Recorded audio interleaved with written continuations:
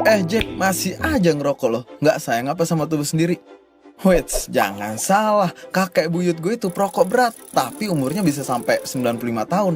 Nggak terlalu ngaruh kali rokok sama umur.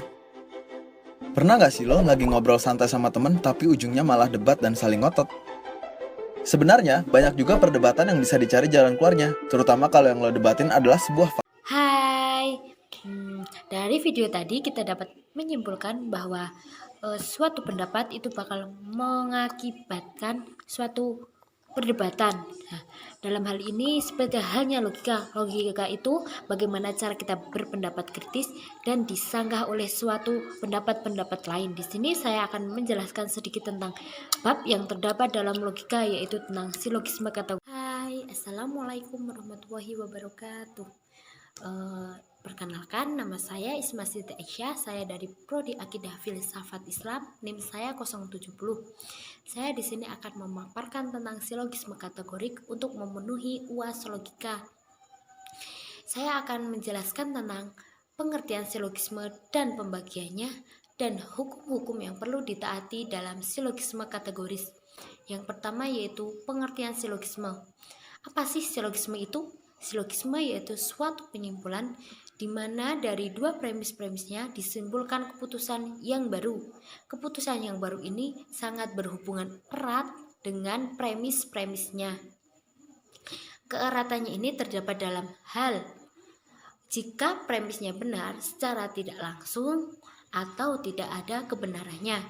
Silogisme ini terbagi menjadi dua, yaitu silogisme kategoris dan silogisme hipotesis. Tapi yang saya akan bahas tentang silogisme kategoris itu. Saya tidak akan membahas tentang silogisme hipotesis.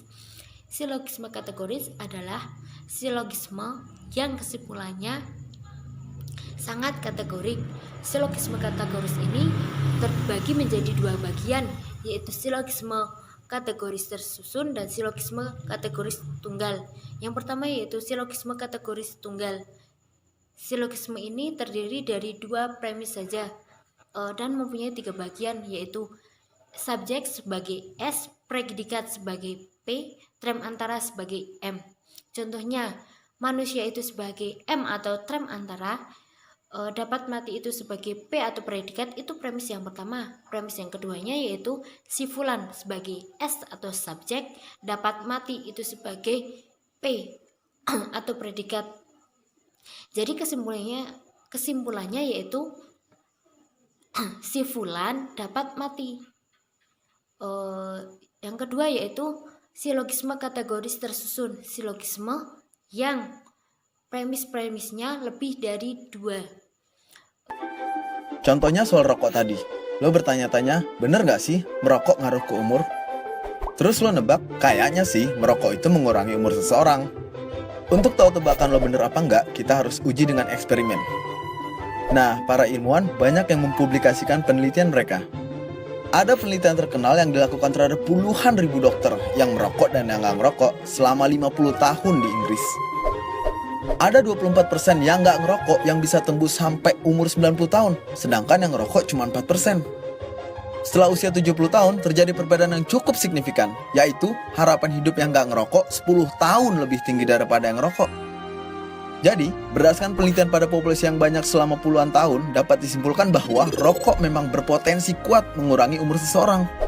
Terus gimana dong dengan si kakek buyut perokok berat 95 tahun tadi? Nah, itu nggak bisa dipakai buat generalisasi. Contohnya cuma satu dari lingkungan dia doang lagi. Bisa aja dia cuma masuk kelompok beruntung 4% tadi. Cerita pengalaman pribadi memang lebih menarik karena menyentuh sisi emosional.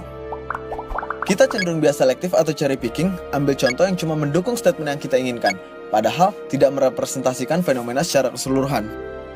Jika kita terbiasa berpikir sistematis dan menggunakan data penelitian yang sudah teruji, maka kita bisa mengambil keputusan penting dalam hidup secara rasional.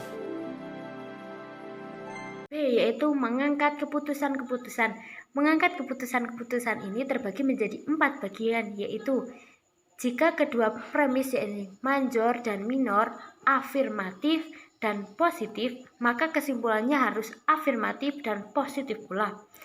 2. Kedua premis tidak boleh negatif, sebab trem antara tidak lagi berfungsi sebagai penghubung atau pemisah subjek dan predikat dalam silogisme sekurang-kurangnya satu, yakni subjek atau predikatnya harus dipersamakan dengan trem antara. Yang ketiga, kedua premis tidak boleh partikular. Sekurang-kurangnya satu premis harus universal. Contohnya, ada orang kaya yang tidak tertentram hatinya. Banyak orang yang jujur tentram hatinya. Jadi kesimpulannya orang-orang kaya tidak jujur. Yang keempat, kesimpulan harus sesuai dengan premis yang paling lemah. Keputusan partikular adalah keputusan yang lemah dibandingkan dengan keputusan yang universal. Keputusan negatif adalah keputusan yang lemah dibandingkan dengan keputusan afirmatif atau positif. Sekian pemaparan materi dari saya, kurang lebihnya mohon maaf. Wassalamualaikum warahmatullahi wabarakatuh.